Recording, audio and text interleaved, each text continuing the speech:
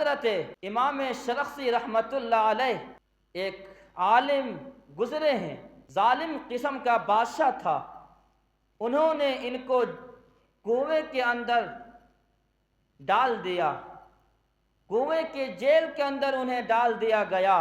امام شرخسی رحمۃ اللہ علیہ وہیں پر رہتے تھے، کنویں کے اندر ان کا رہنا، کھانا پینا اور ساری چیزیں اسی کنویں کے اندر کرتے تھے۔ اور کنواں بھی بہت گہرا کنواں، بہت لمبا کنواں کہ جس سے نکلنا بڑا مشکل تھا۔ ظالم بادشاہ نے وقت کے امام کو، وقت کے عالم کو ڈال دیا سزا کے طور پر۔ شاگردوں نے آیا اور آ کر کے کہا کہ علم سیکھنا ہے آپ سے، آپ ہمیں علم سکھا دے۔ امام شرخسی رحمۃ اللہ علیہ کنویں کے اندر سے ہی املا کراتے تھے، شاگردوں کو پڑھاتے تھے۔ کنویں میں کوئی کتاب موجود نہیں، کوئی مطالعہ کے لیے کوئی کتاب نہیں، صرف اپنے ذہن سے، اپنی استعداد سے، اپنی صلاحیت سے لکھواتے تھے۔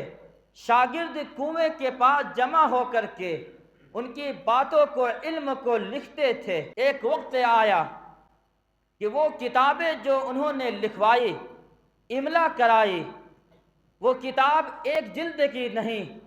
آج جو مارکیٹ میں وہ کتاب موجود ہے، آج جب جو کتاب چھپ کر کے آئی ہوئی ہے، وہ اتنی موٹی موٹی 30 جلد میں یہ کتابیں ہیں۔ مبسوط کتاب کا نام ہے، فقہ حنفی کی بنیادی کتاب ہے یہ مبسوط۔ 30 جلدوں میں یہ کتاب منظر عام پر آئی ہوئی ہے۔ کنویں کے اندر رہ کر کے کتابیں لکھوائی ہے، کتاب املا کرائی ہے، اور وہ اردو میں نہیں ہے، وہ پوری کتاب عربی میں ہے۔ شروع کتاب میں انہوں نے لکھا، یہ کتاب میں جو لکھوا رہا ہوں، شاگرد جو لکھ رہے ہیں، ایک بادشاہ نے مجھے کنویں میں ڈال دیا ہے اور کنویں کے اندر سے میں کتاب لکھوا رہا ہوں۔ اسی حالت میں انہوں نے 30 جلد میں کتابیں لکھوائی ہے۔ اسی طریقے سے دوسری کتاب ہے اصول سرخسی، یہ 2 جلدوں میں کتاب، جیل کے اندر وہ کنواں ان کے لیے جیل بنا دیا گیا، اس کے اندر رہ کر کے 2 جلد میں کتاب لکھوائی۔ اس کتاب کا نام اصول سرخسی ہے۔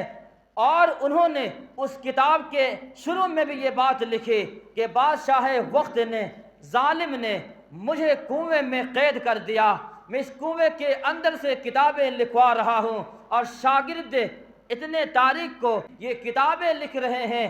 آج وہ دنیا سے چلے گئے ہیں، لیکن ان کی کتابیں موجود ہے، ان کے کارنامہ موجود ہے، ان کی خدمات موجود ہے۔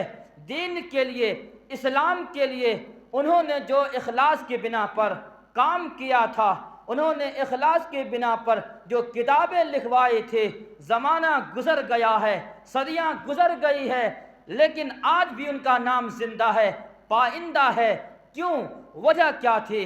کیا خوبی نے انہیں اس درجے تک پہنچایا؟ کیا کمال تھا جو کمال نے اسے یہاں تک پہنچایا؟ وہ کمال یہی تھا، وہ خوبی یہی تھی، اخلاص تھا۔